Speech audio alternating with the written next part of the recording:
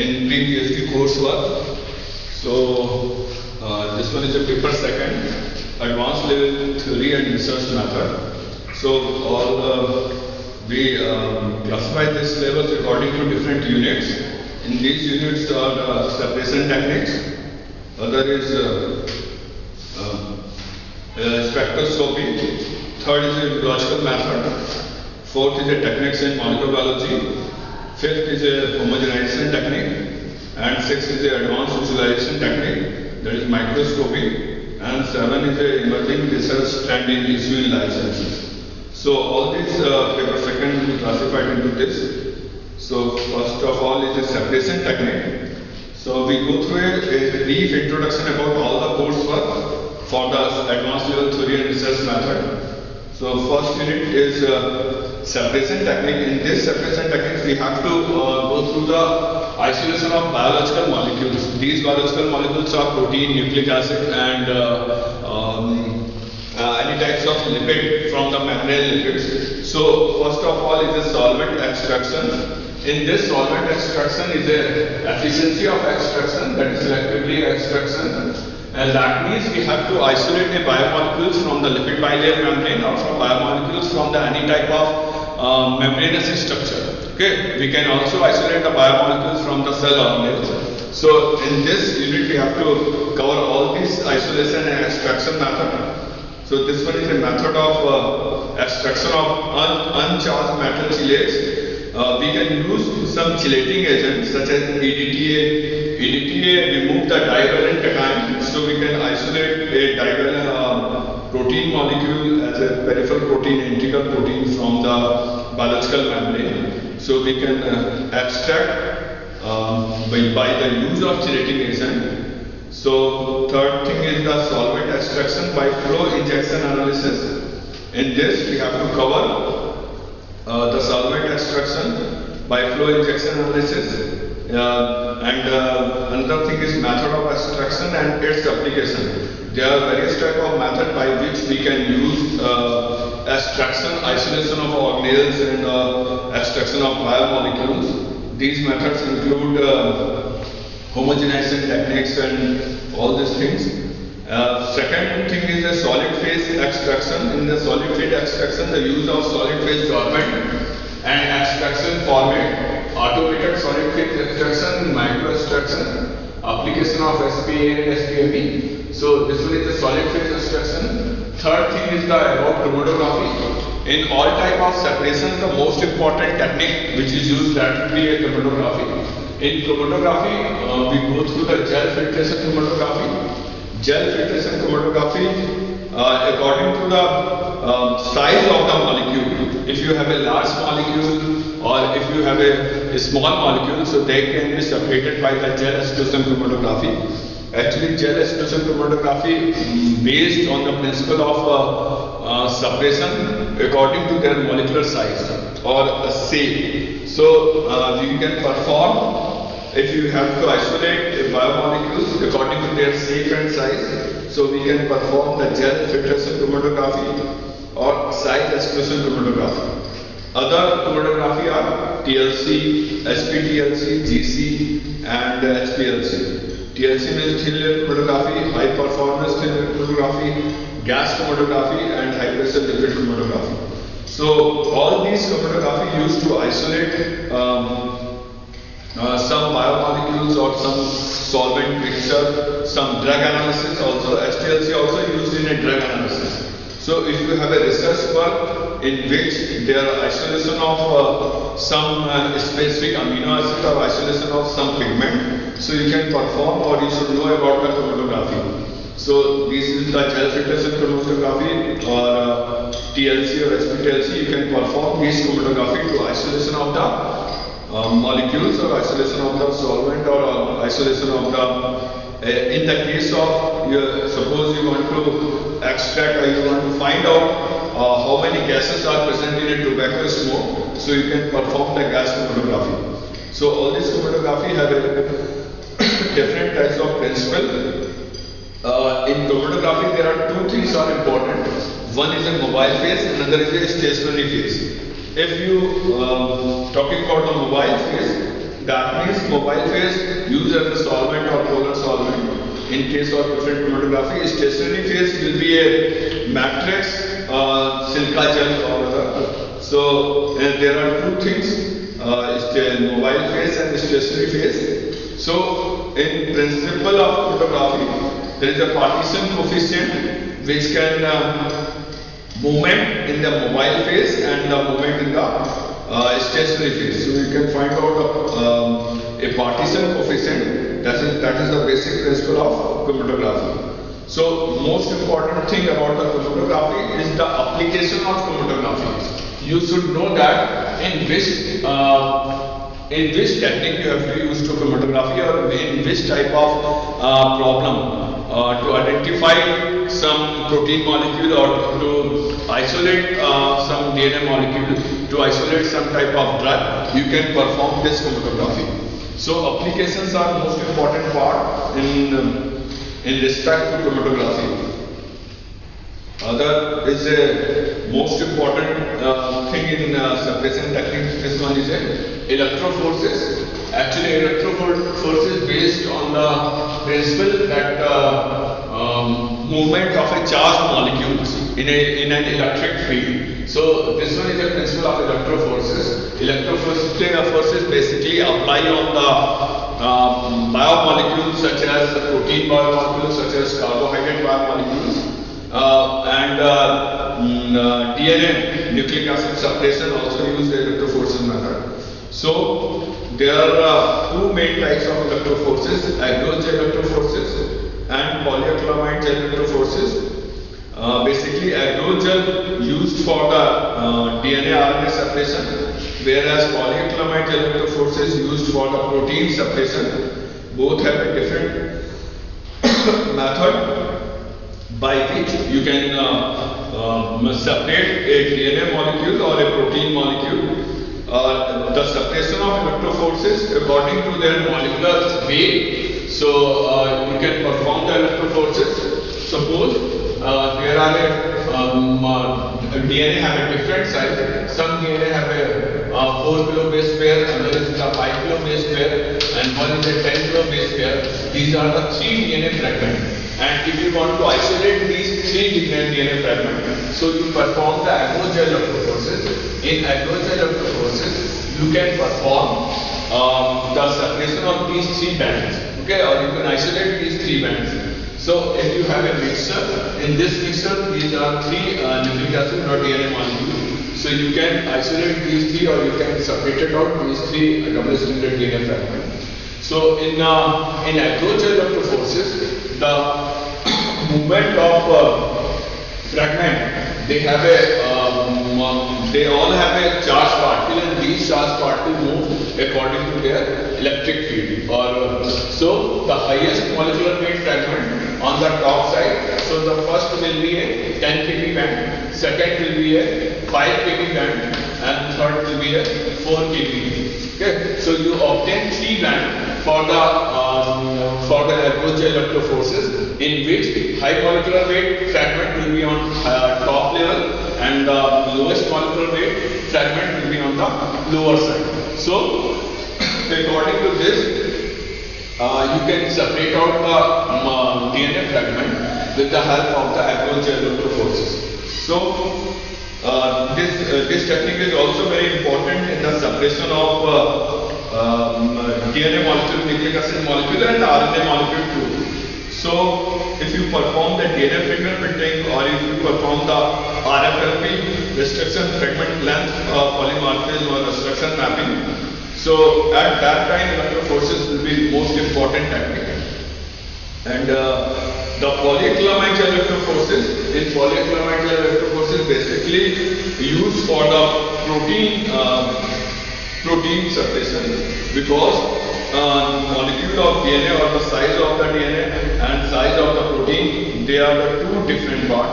If you're talking about the DNA molecule, nucleic acid molecule, so this nucleic acid molecule have a different size and protein molecule have a different size.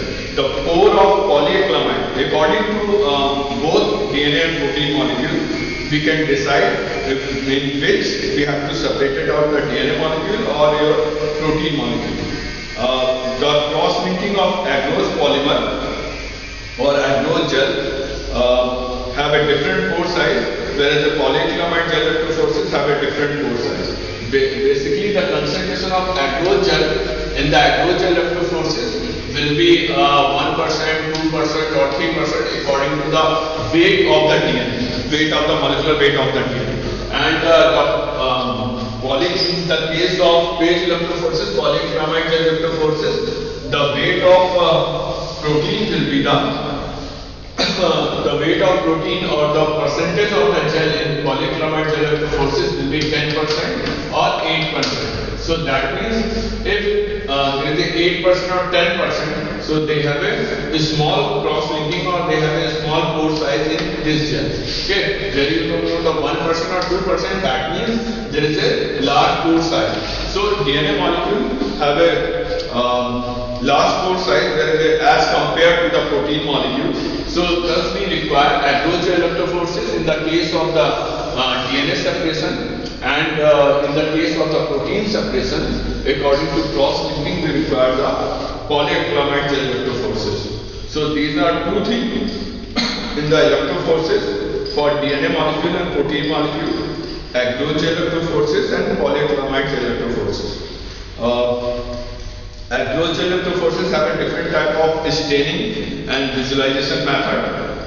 There are ethylium bromide, which is used to stain the DNA molecule or DNA band, whereas in polyacrylamide gel electrophoresis the visualization method is different. When you find out the band in a protein band or in an agarose band, then there is a visualization method. So in the case of, suppose this one is a polyacrylamide gel, and when we find out the band of protein, so this band actually visualized with the help of the dye, that is CDB. It is a chromosin blade blue dye.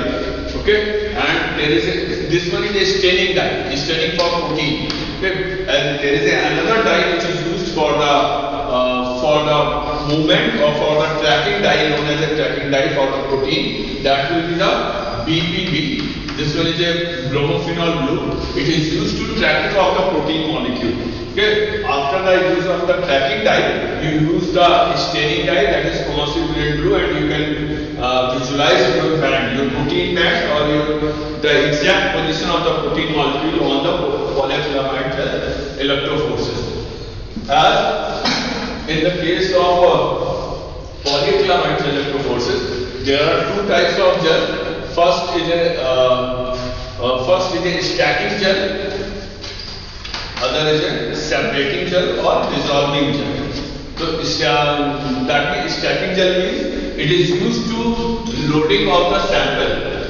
First gel is a stacking gel, which is used to loading of the sample, and the pH of this gel is 6.8. Actually, isotopophilosis phenomena is happened in the stacking gel. That's why the stacking gel will be formed. There is a isotopophilosis, means that density provided to the sample molecule, by which they have to move in a single direction.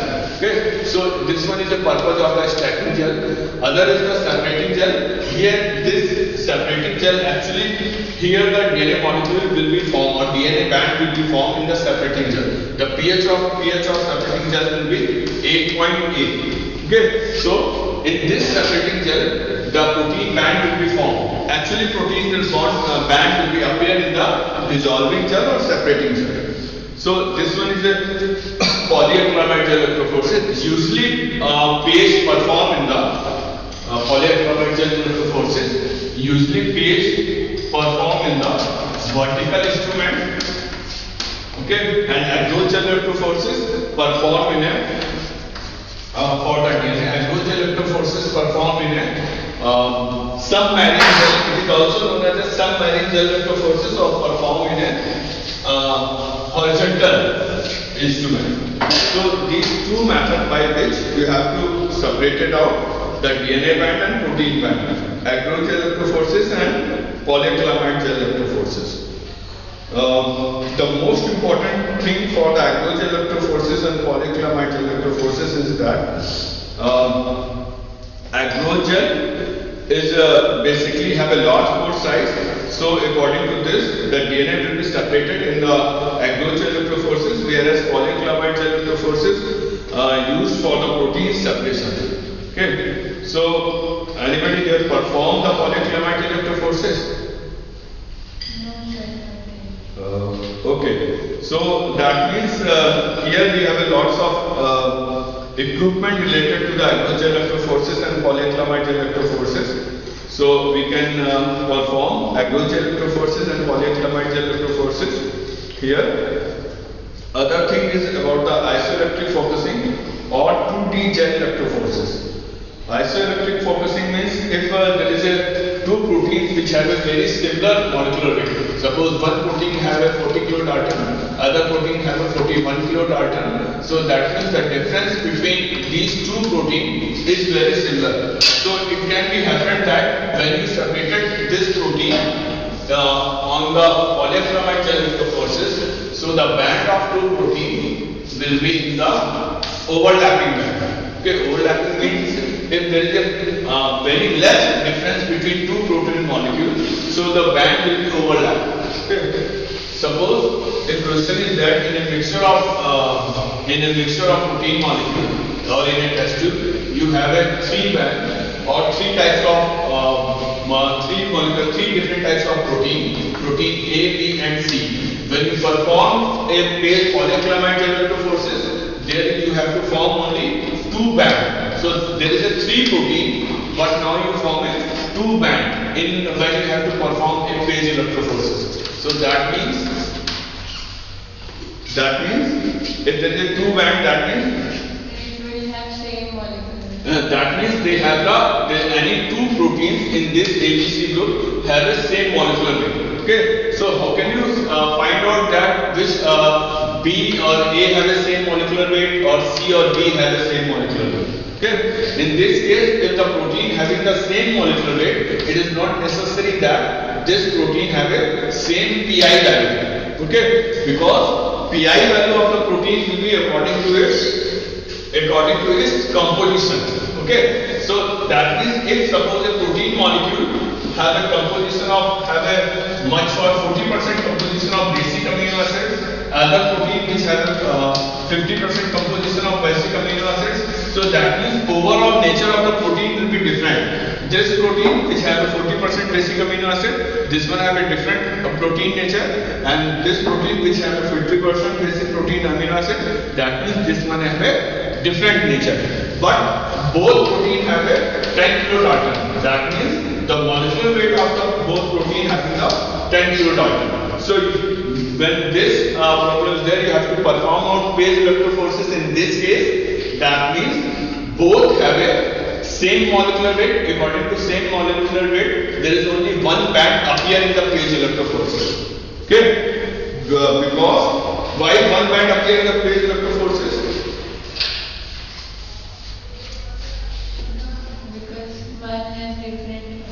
Because both have a same molecular weight. No?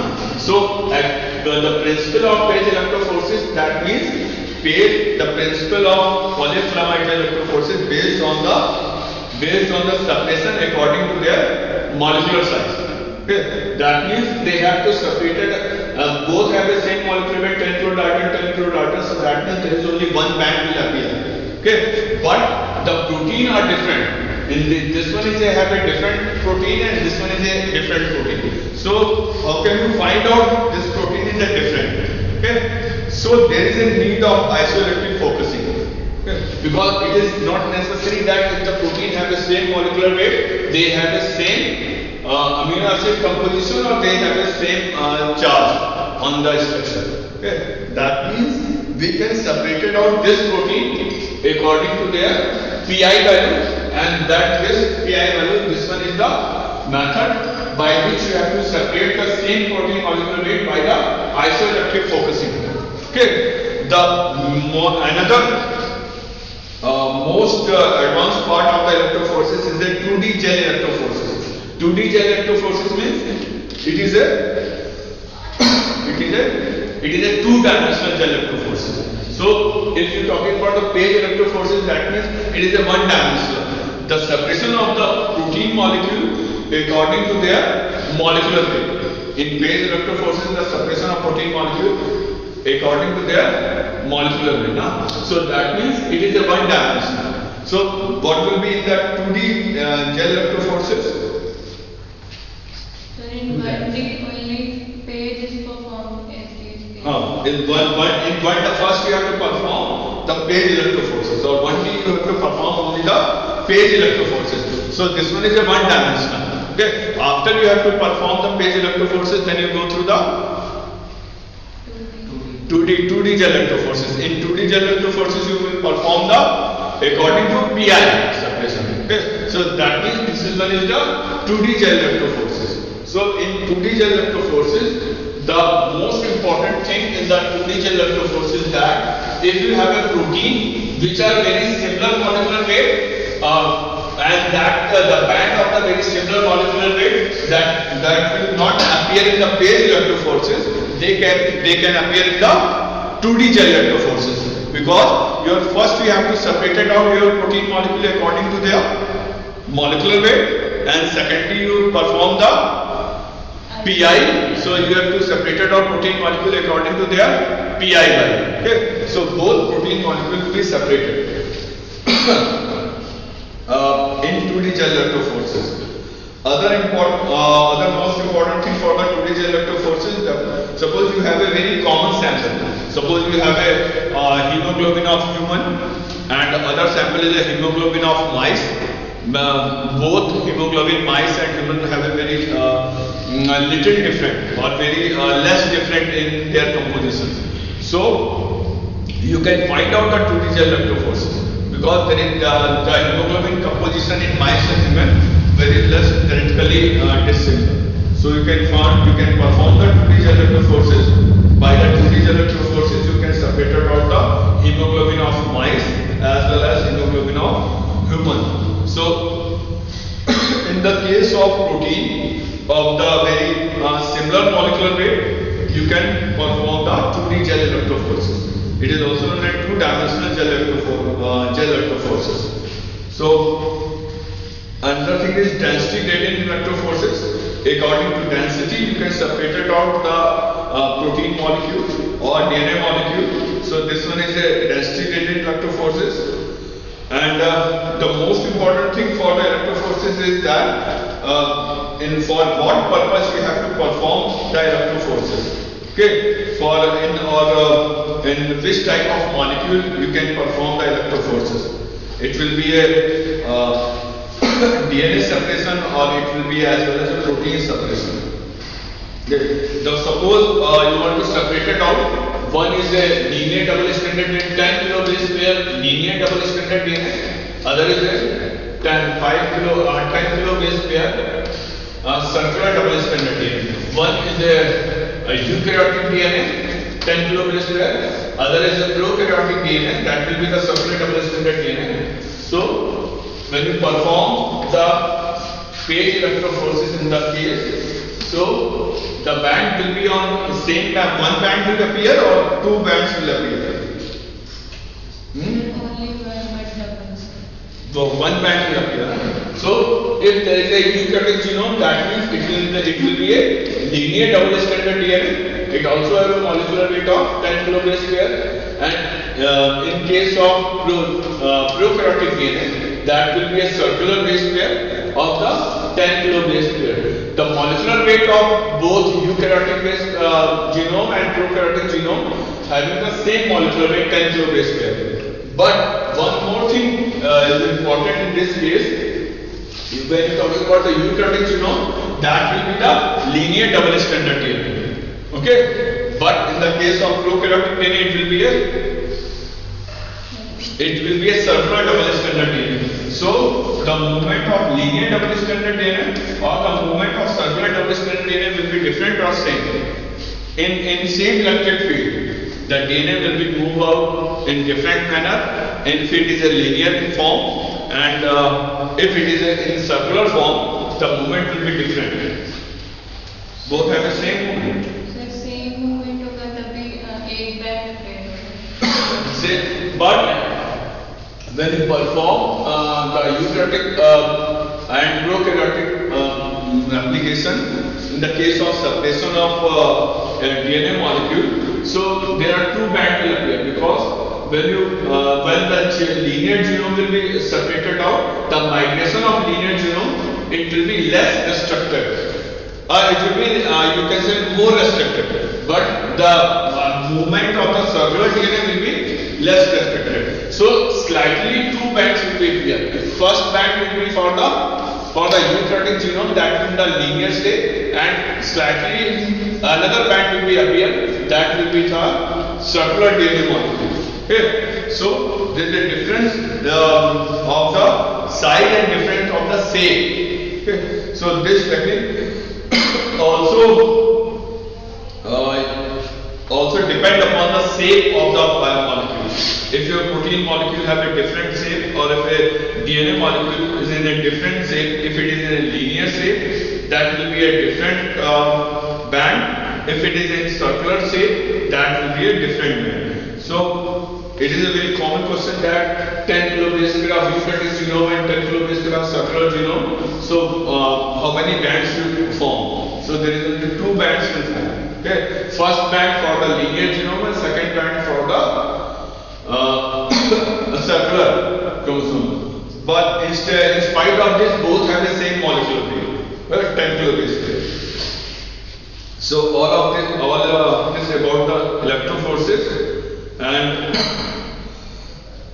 next thing is centrifugation. So centrifugation is a very common thing in which many types of centrifugation is a differential centrifugation in which RPM will be increased and time will be increased. So you find out the differential centrifugation, then density gradient centrifugation, then rate journal centrifugation, and isophysic centrifugation. So generally, all of you perform the isolation of serum, in which you take a 5 ml blood and then you have to centrifuge out. After the centrifugation of blood, in 5 minutes or 10 minutes or at 5000 RPM, you find out two things. One is a supernatant, other thing is a pellet. Okay, so this one is a which type of centrifugation?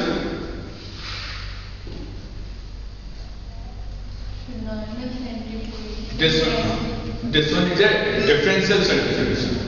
Okay, in differential centrifugation, that means you have a certain RPM, okay, and after certain RPM you perform the time. So that means there is a differential centrifugation.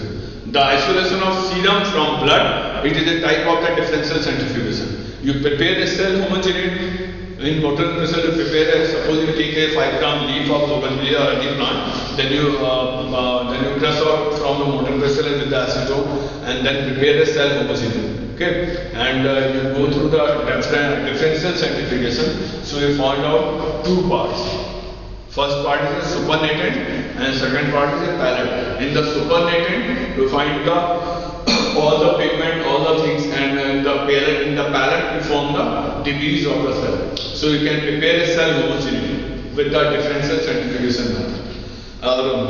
Density gradient centrifugation method or rate journal or isopycnic sedimentation coefficient, that will be performed in the when you have your sample when you have a sample in the same size. Okay.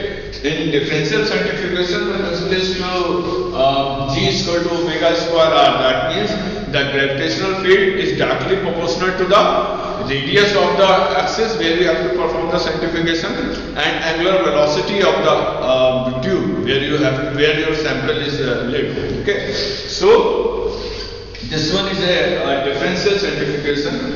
In general manner, in differential centrifugation performed for the isolation of organelle. If you say that differential centrifugation used to isolation of organelle according to their size and size. Okay, so you can perform a differential centrifugation because all the cell organelle, ribosome, mitochondria, endoplasmic reticulum, they have a different shape. Some are larger organelles, some are small organelles. So when you perform the centrifugation, so first thing that will appear, that will be the high large shape or small shape? Sir, in the palette, first time the heavier one will create. In the palette, the first time will be the heavier, and secondly, Second, supernatant light ones, and when we repeat it, then it will be heavier. Always in the palette there will be a heavier particle. so first will be a heavier particle, and after that medium sized particle, and at last we find the smallest particle. Okay, so that means according to the particle size and shape, we can perform the differential centrifugation. Suppose two particles which have a same shape and size. So in that case, you have to perform the density gradient method, because it is not necessary that if the particle have a same shape and size, their density also will be equal. Okay, so in that case, you can perform the density gradient isolation. Lots of cells organelles, they have the same size and shape, so you can perform the density gradient analysis. Okay, in this case you can also separate out your particles.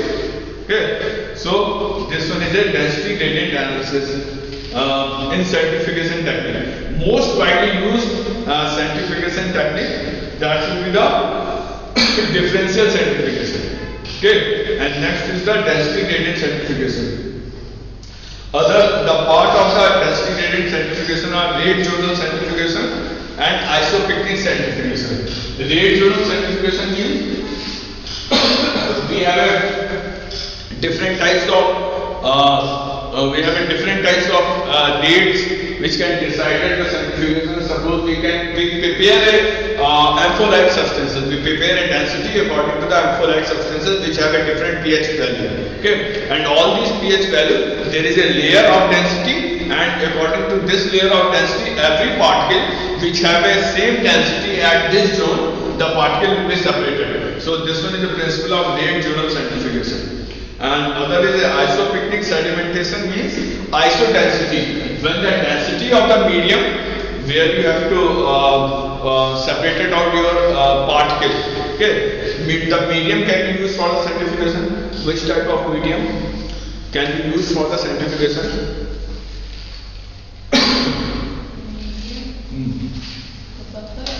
Buffer medium can also be used for the centrifugation. And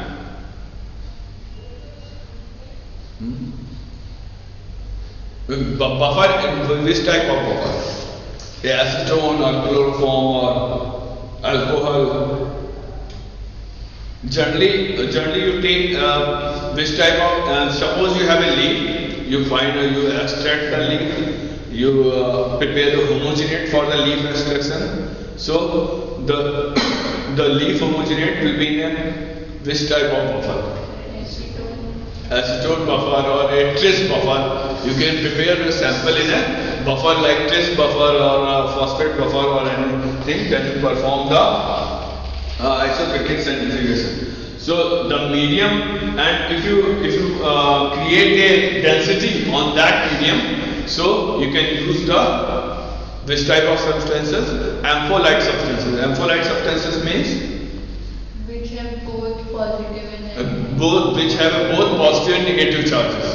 Okay, if there is a positive charge, or it also have a negative charge. So this one is the ampholyte substances, such as lipid bilayer, polar head and non-polar tail. Okay, so the ampholyte substances, the characteristic feature of the ampholyte substances means they have both charges, positive as well as negative. So you can prepare a density for the medium, and when the density of the particle will be equal to the density of the medium, then the particle will be separated. So this one is the principle of the isopycnic centrifugation, okay, or isopycnic sedimentation.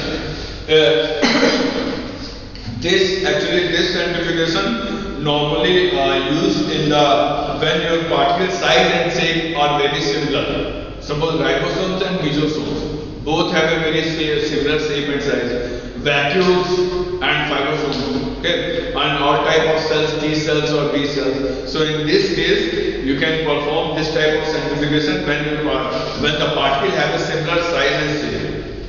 Other is the applications or examples in the life science. So isolation of serum, and so you can perform the differential centrifugation. Isolation of the biomolecules, you also perform the centrifugation. Suppose one protein, there is a 2 or 3 different type of mixture of protein, A, B, C and D. There are 4 mixture of protein, and all these proteins have a very similar shape and size. So you can perform the isopycnic centrifugation, or you can perform the density gradient centrifugation. According to density gradient centrifugation, you can isolate all these particles. Okay, if the higher size particle, first the principle is the same. The high molecular or the particle of large size on the top of the medium. Suppose in the 8th generation centrifugation, you have 3 types of particles. First is a large size particle, second is a medium size particle, and third is a small size particle. Okay, and you load the large size particle, small size particle and medium size particle on the top of the centrifuge tube. Then you perform the centrifugation. When you perform the centrifugation for this large size particle, medium size particle and small size particle, so you form a 3 layer. After the density gradient centrifugation, you can form the 3 layer. The first layer where the large size particle will be appear. Okay, another layer where the medium size particle will be appear, and third layer will be the where the small size particle will be appear. Okay, so you can form the 3 layer. According to their size of particle, you perform the centrifugation. So this one is a best example for centrifugation to isolation or to separate out of the molecules. A molecule, it is a protein molecule or it is an organelle or whatever. Other thing is a membrane technique. Membrane have a bilayer lipid membrane. So bilayer lipid membrane, there is a 2 things for the lipid membrane. One is a peripheral protein and there is an integral protein, and this protein is embedded in the lipid bilayer molecule. So in that case, you can perform the isolation of the protein molecule and to isolation of the lipid molecule. You can separate it out. Okay.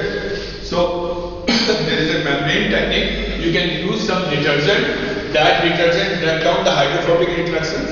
Actually, hydrophobic interactions bind together the lipid molecule to protein and protein to protein molecule. Another divalent cation which is present to bind the peripheral protein and integral protein, that will be the which divalent cation is present to bind the protein to protein interaction. Magnesium. Magnesium is found in the ribosome. Calcium. Calcium. That is found in the yes. The calcium ion is the responsible divalent cation which can bind the protein to protein molecules. Okay, so it is a divalent cation. So if you want to separate it out the peripheral protein from the integral protein, in that case you use the EDTA. Okay, EDTA used as a chelating agent. EDTA is used as a chelating agent that can remove the divalent cation. Okay, so you can easily isolate peripheral protein from the integral protein. Okay, so by the use of EDTA, you can separate it out peripheral protein from the integral protein. If you want to break down a lipid bilayer from the protein molecule, so you can use the detergent or any other thing which can remove the hydrophobic interaction, that is the urea. Okay, so detergent, urea, EDTA, by these methods you can isolate the membrane in composition that will be a lipid or protein or whatever. Okay. So it's all about the suppression technique, the suppression of biomolecules, suppression of protein, all these things you can separate it out by this. Other is a spectroscopy. The things about the spectroscopy is the visible spectroscopy.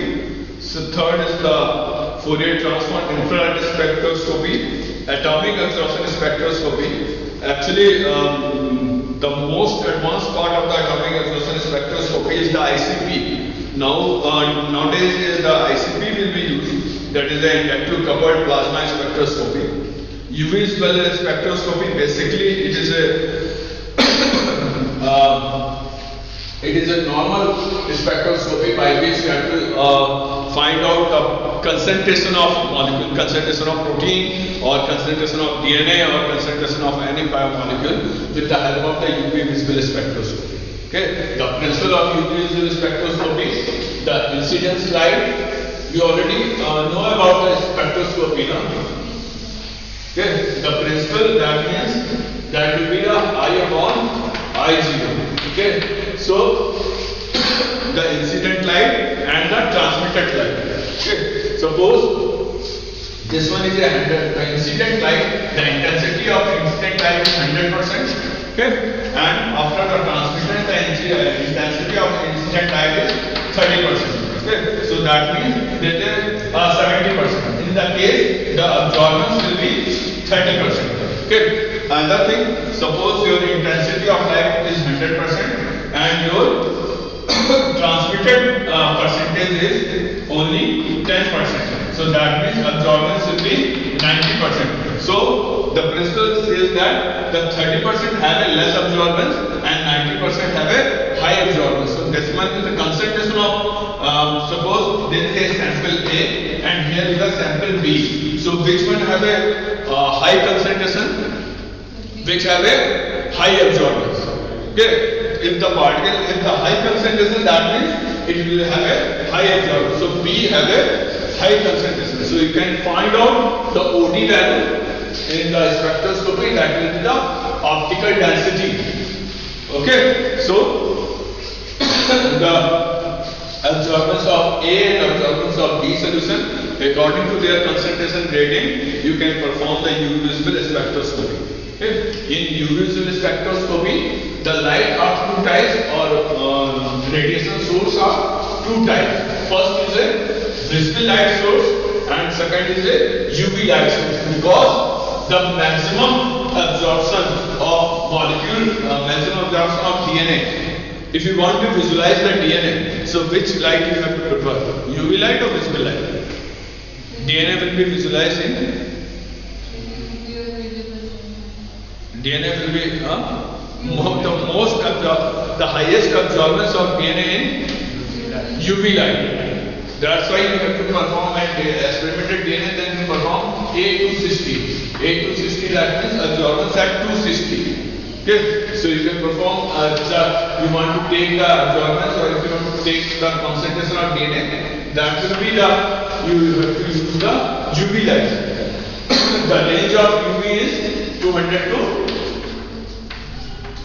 400 and visible range is 400 to 800. So that is the best DNA will be best absorbed at 260 wavelengths. Okay, so the absorbance for the DNA molecule, the lamp will be radiation source will be used, that will be the UV light, and for the protein molecule, that will be the visible light. So there is a two light source, UV and visible, for the two different biomolecules, DNA as well as protein. Okay. So another thing is atomic exhaustion spectroscopy. So for the metal detection, suppose you want to study in water metal, heavy metal analysis in water. Okay. In that case, there are certain metals which cannot perform by the colorimetry method. These are the colorimetry method. Suppose you want to find out the concentration of the lead. Okay, you want to find out the concentration of the nickel. So these are the heavy metal which cannot be performed by the simple colorimetry method or UV spectrum.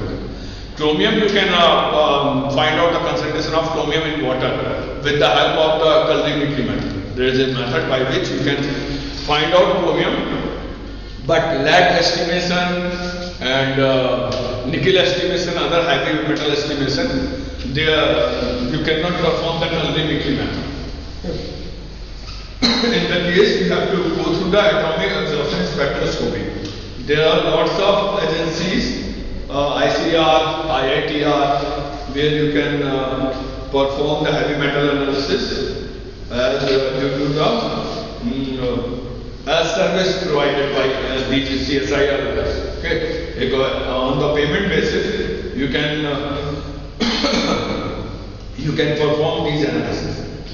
The next is the spectropolarimetry and liquid chromatography. So, spectropolarimetry and liquid chromatography, it is the part of the spectroscopy.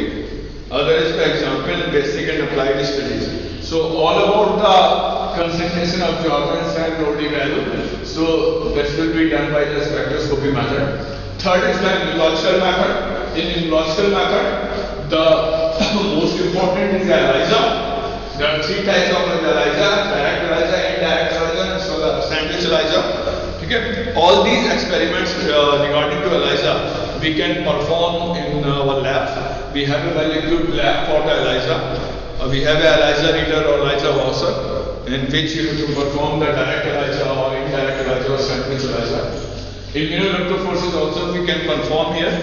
There is a immunoelectrophoresis equipment in our lab in CIF. So we can perform the immunoelectrophoresis and the production of antibodies from laboratory animals. So we have an animal house besides pharmacy building. So in the animal house we can perform the antibody production in laboratory. Suppose there is an X antigen, you use this X antigen to sensitize any of mice. After the sensitization with the X antigen to the mice, there is a antibody will appear in that organism. And how can you isolate these antibodies from the mice? Suppose you take a X antigen. This one is a X antigen, and this X antigen you have to inject it into a certain mice organism. Okay, and you want to find out that which type of antibody develops in the against your X antigen. So how can you isolate the antibody from the mice?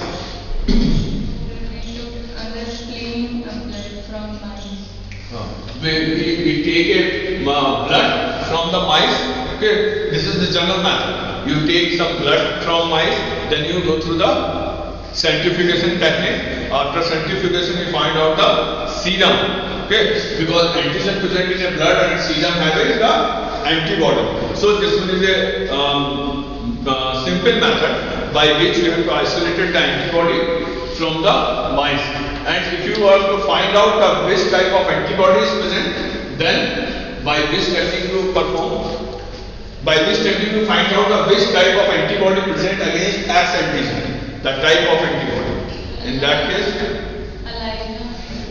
you can perform the ELISA method or you can go through the immunoelectrophoresis. Okay, immunoelectrophoresis is also a method by which you have to recognize your antibody.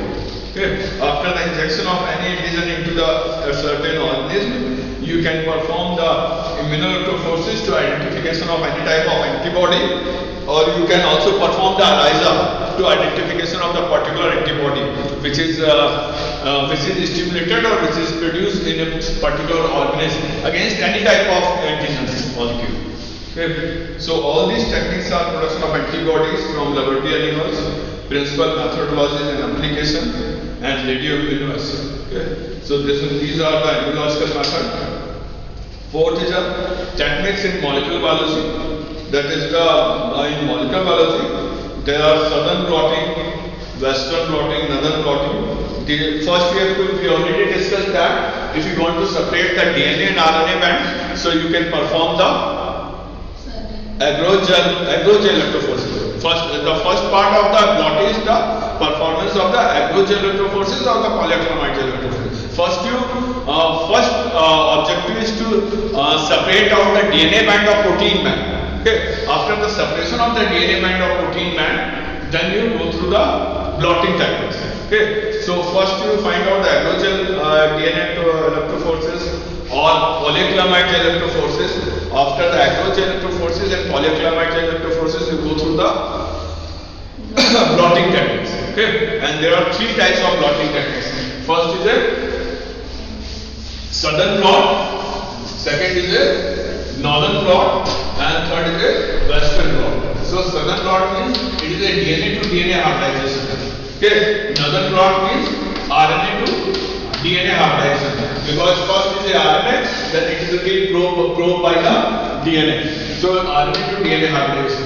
And Western blot is protein to antibody or across the method hybridization. So there is a 3 blotting techniques by which you have to observe the DNA method or protein method.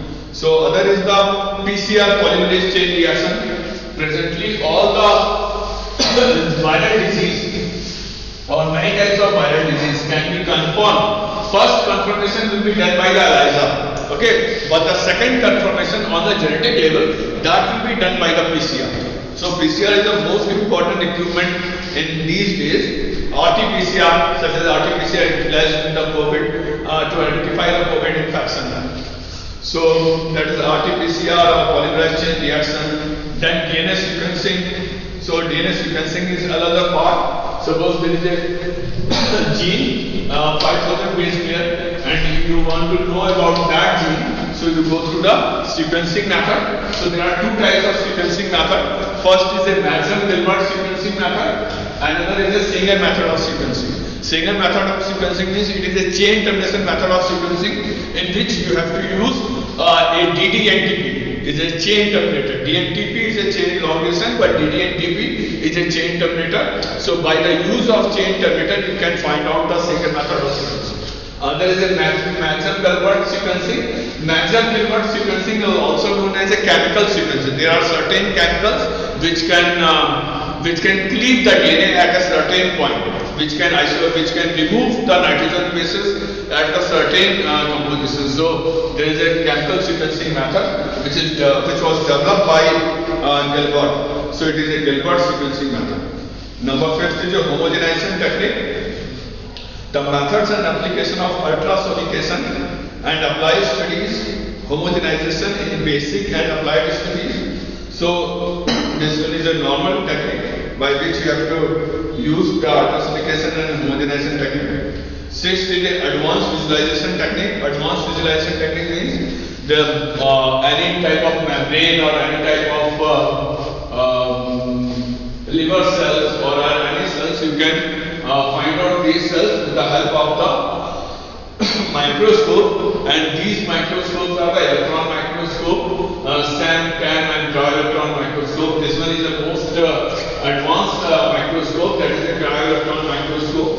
An atomic force microscopy, well-known microscope is X-ray microscopy, okay, or X-ray crystallography, in which you have to perform the cell isolation or to identify the structure of the cell. So all these methods for the visualization of any type of cell organelle or cell structure or cell membrane. The other thing is the stem cell research, enzyme-based technology, or entrapment of the enzyme, or the use of enzyme in diseases, or many drugs, molecular forming, molecular medicine, gene silencing, the role of any gene for the treatment of any type of disease. There are many diseases which can be used for the genetic treatment or gene therapy. Alzheimer's disease or Parkinson's disease. There are lots of diseases we can use which can or overcome by these diseases with the help of the gene therapy. Okay. So these are the syllabus for the pre-PhD course, and other is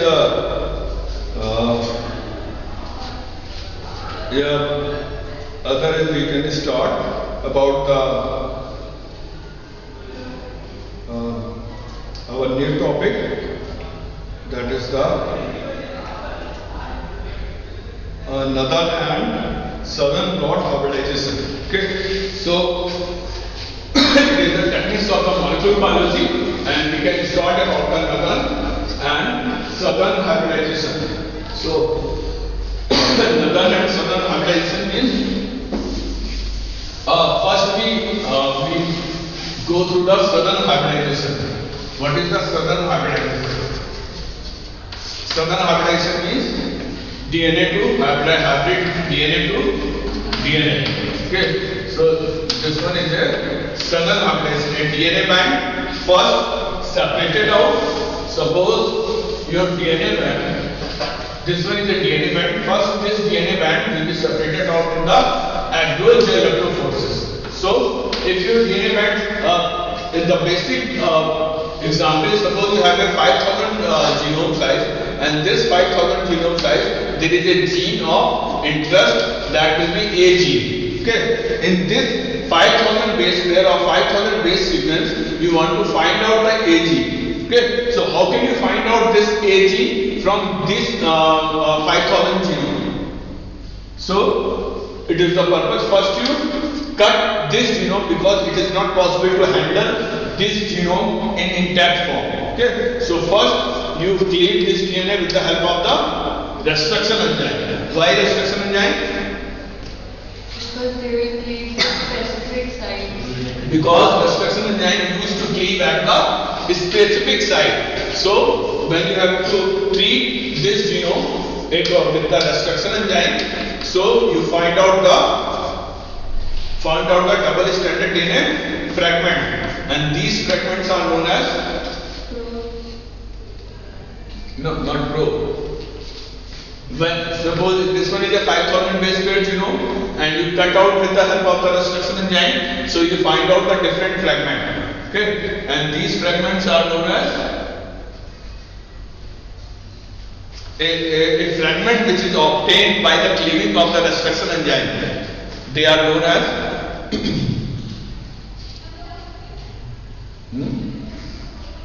a fragment. All of you know about that. A fragment which is obtained by the restriction enzyme. The simple words which is used for that type of fragment, they are RFLP. They are RFLP. That is the restriction fragment length polymorphism.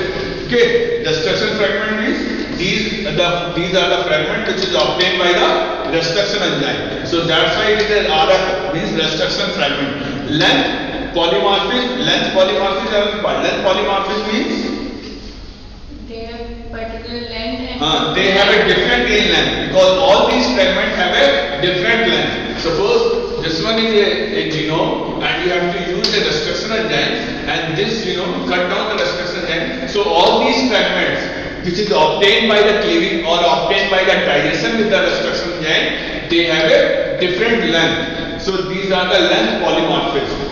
Okay, that's why the fragment are known as a restriction fragment length polymorphism. Okay, and after finding out the RFLP, you separated out these fragments with the help of the agrogel electrophorus. So you find, suppose your 5,000 genome with the cleaving of the restriction enzyme, there are 4 fragments will form. So there are 4 bands will appear in the agrogel electrophorus. Okay, so your band is separated out. Okay, but how would you say that this one is your gene of interest A? Your gene of interest A is present in this band, this band, this band, or this band. How can you say that our gene of interest A present in this band? by adding primers. By adding? Primers. There is no use of primer here. By adding? Probes. By adding probes. Okay, because your gene of interest, you never know about that where the A fragment will lie. Okay, so that's why the plotting technique will be necessary. There is no any technique which you have to use probe in a agrogel electrophorus directly. Okay, so this one is a very important thing. So to understand what will be the purpose for the plotting. So this one is a purpose for the plotting. You cannot easily isolate or you cannot found out your gene of interest, okay, in the RFLP manner in the agrogel electrophorus. So first, this is the purpose. First, we have to transfer this agrogel band on the nitrocellulose membrane. Okay, and when you transfer this agrogel band on the nitrocellulose membrane, then you find out. Okay, then you find out that which is the gene of interest. Okay, second thing. So it is the first thing about the plotting. That this one is an important thing. This is the first thing. Why we use plotting technique? Because we can easily isolate our gene of interest from the plotting or from the plotting techniques. Okay. So second part of plotting is that why we use nitrocellulose membrane. Why we use nitrocellulose membrane?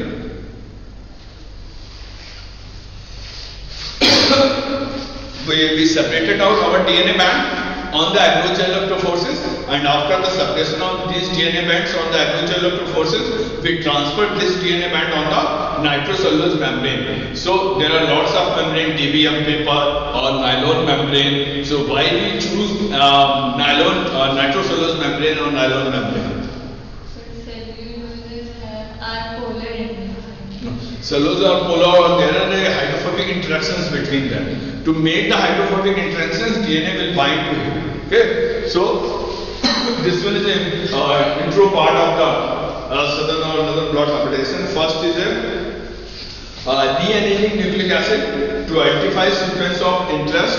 Means first we use a probe. By the help of the probe, we have to identify our gene of interest. So it is the first part. Second part, separate the DNA and RNA. In the case of southern blast, it will be separation of DNA molecule.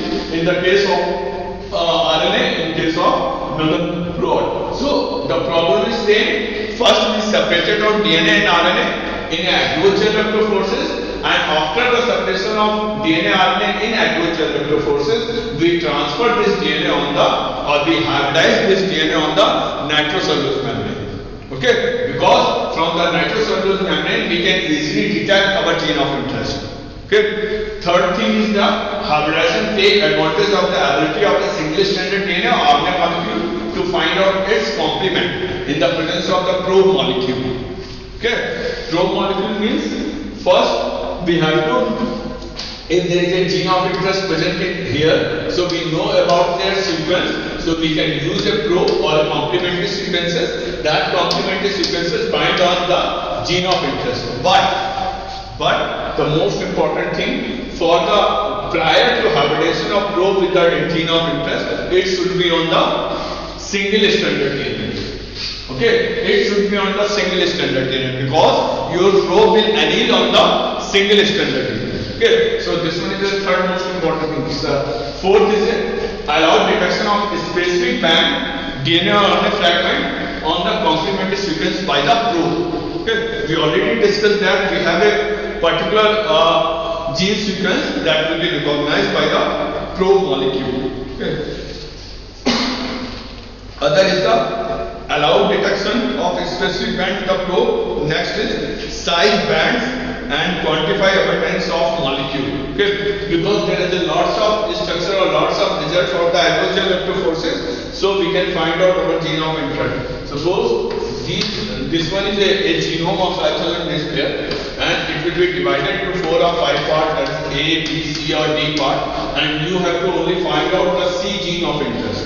Okay, so in this case the blotting will perform. You have to perform the blotting and you can find out the C gene of interest.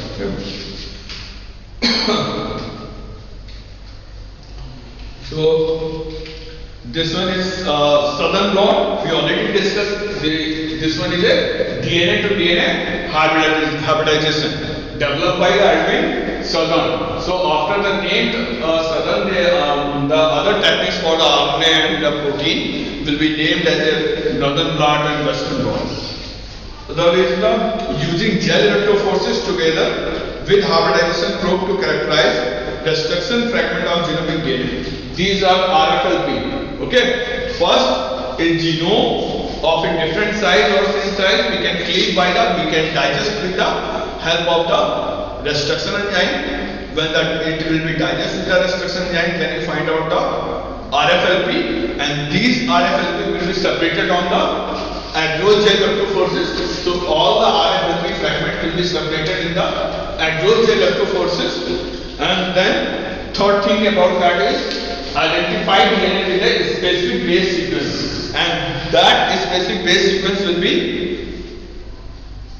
specific base sequence means you can recognize or identify your gene of interest with the help of the probe. A specific base sequence means it will be a probe. Okay, by the probe you can recognize your sequence, because there is no method by which you have to identify your gene on the agrogel electrophoresis. So first we have to transfer.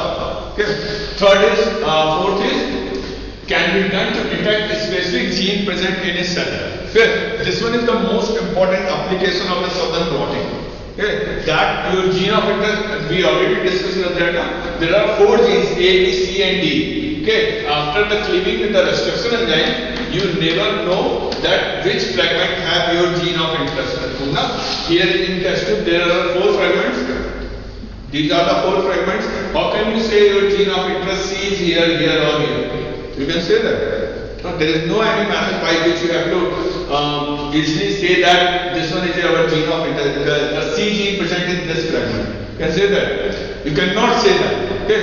In this case, first you go through the approach electroforces, then you detect by the blotting techniques. Now, the southern steps. Okay, these are the 5 steps for the southern blotting. First is a DNA to be analyzed, is digested to completion with a restriction endonuclease. We already discussed that in DNA molecule. So this one is a genome or DNA molecule. This DNA molecule cut with the certain restriction enzyme, or this genome certain cut with the help of the restriction enzyme, and this restriction enzyme produce the RFLP. Okay, so the fragment which is produced with the digestion with the restriction enzyme, that are known as a RFLP. There are certain restriction endonuclease. There are only 3 types of restriction endonuclease. How many types? 3 types, no? Type 1 restriction endonuclease, type 2 restriction endonuclease, and type 3 restriction endonuclease. So the most important restriction endonuclease which is used in RDT, recombinant DNA technology, that will be this type, type 1, type 2 or type 3.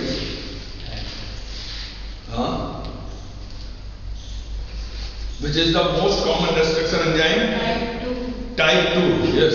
Type 2 restriction enzyme is the most common restriction enzyme that will be utilized in any type of cloning technique, because this, the cleaving site or the recognition sequence of the type 2 restriction enzyme is 6 to 10 base pair or 6 to 8 base pair. Okay.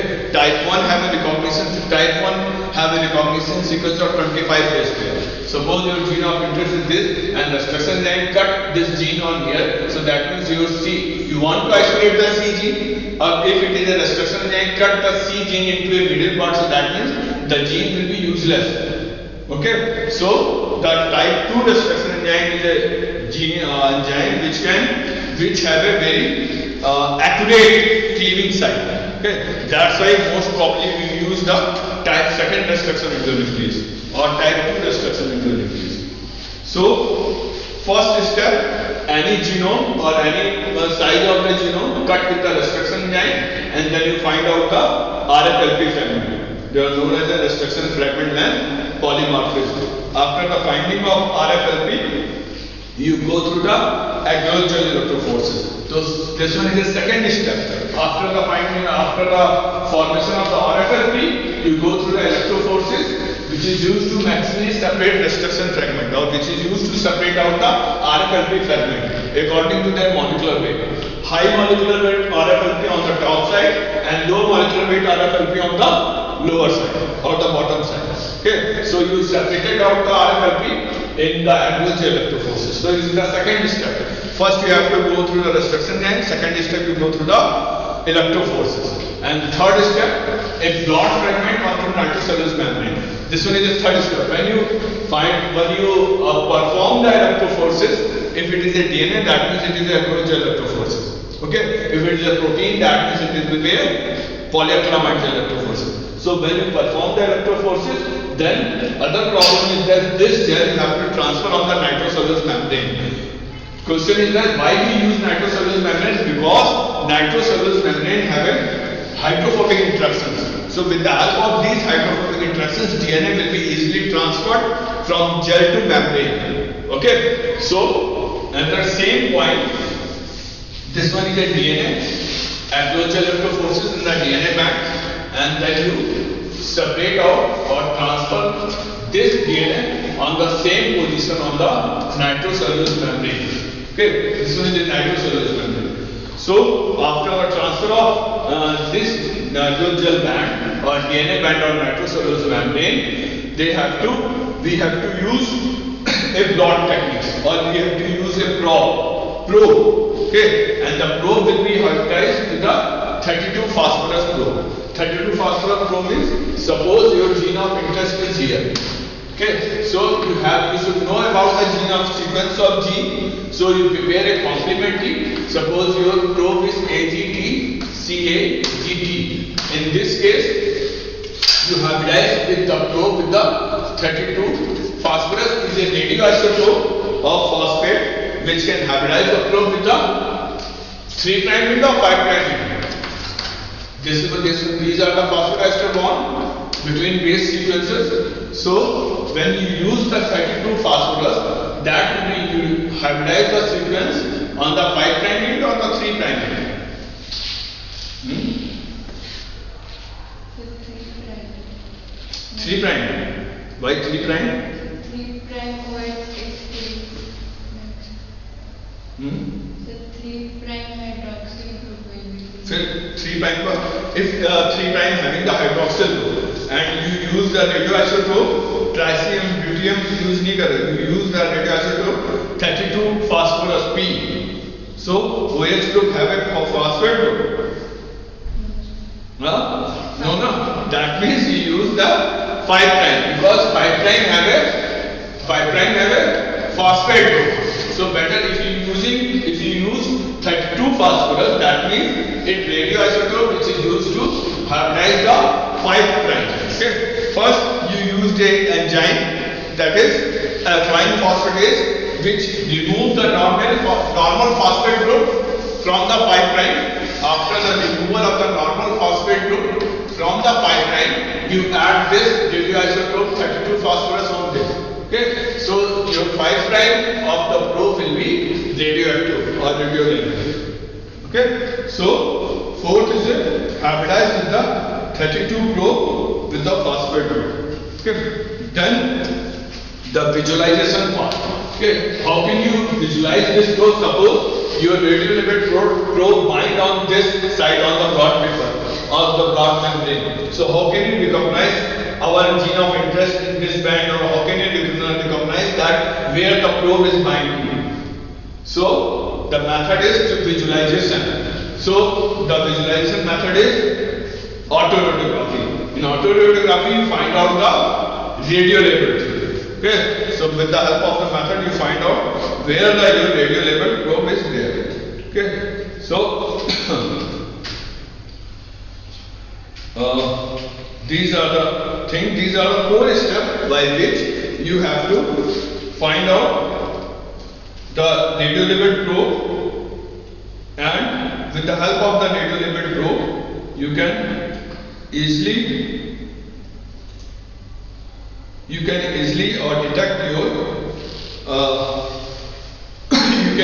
your hybridization. You can detect your gene of interest. Okay, so the thing about the southern step is that first is it analyzed by the DNA with the help of the agrogelective forces. First you used a simple restriction enzyme, that will be the type 2 restriction enzyme that make the DNA fragment after the formation of RFLP.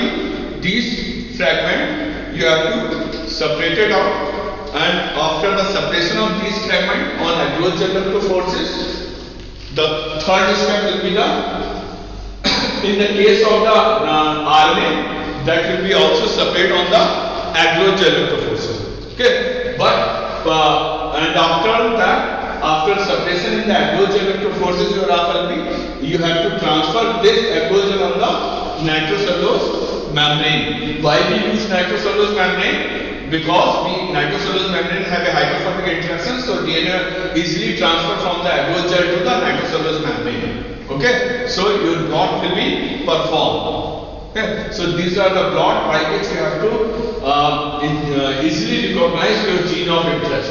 So when you have to transfer this DNA band on the nitrocellulose membrane, on the DPM paper or the nylon membrane, you can easily find out.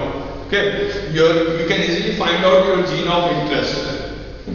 The the important thing about the nitrocellulose membrane is that it can be soaked out, or it can be in the case of RNA. Actually, RNA having their secondary structure in the case of Nathan rod. So that's why we use a in single standard form. Okay, before transfer from the agrogel to the nitrocellulose membrane, this agrogel or this DNA band which is present on the agrogel electrophorese, it must be on the double standard, must be on the single standard formation. Okay, so this one is important. Suppose this one is a double standard DNA molecule. So in this double standard DNA molecule, first you have to cut with the restriction enzyme. So then you form the double standard restriction fragment. These are known as RFLP. Okay, these fragments you have to transfer on the, or you have to separate these fragments in agrogel electrophoresis. So they are band appear. Still these bands are in double standard form. Okay, so prior to transfer on the nitrocellulose membrane, these bands will be on the single standard form. Okay, so the thing is required to, before or prior to transfer on the nitrocellulose membrane, they go through the alkaline treatment. Okay, what will be the alkaline treatment? By the use of the alkaline solution or alkaline buffer, the double stranded DNA will be denatured, because double stranded DNA means they are the strand DNA which is made by the, they are interacted by the hydrogen bond.